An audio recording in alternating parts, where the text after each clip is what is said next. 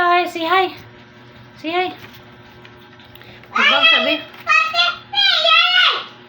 Ano? Hi. Lain ang buhok niya. Wala ka na sa buhok niya.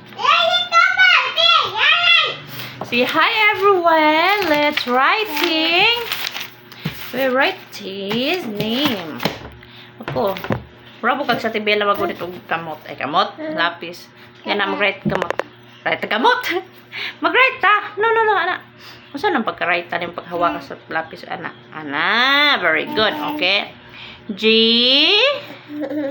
E lingaw siya.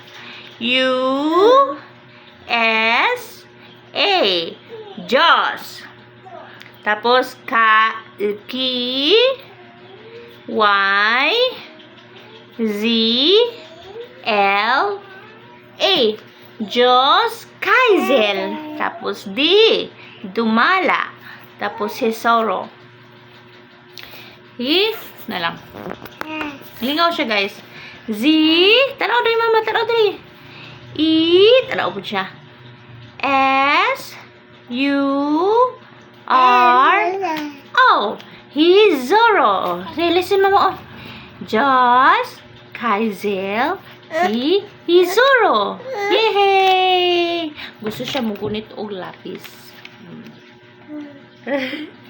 Ganahan ikaw sulat-sulat na.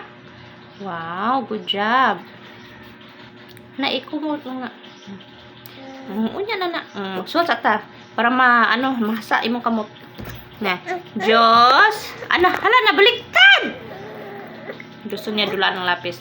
O isa lang ato na sulat kay dili man ka kabalo di man ka magganahan magsulat kay gusto man ka magdula sa lapis. Dapat kabalo ta magsulat para mag-school ta pohon. Dili na ko problema. Magsulat-sulat. Dili na problema ang teacher. Magsulat his name. Okay, Josh. You have to write your name. Then mag-write ka sa imong name. Ha? Gusto siya magdulag lapis. Sige, magsulat ikaw daw. Write ikaw.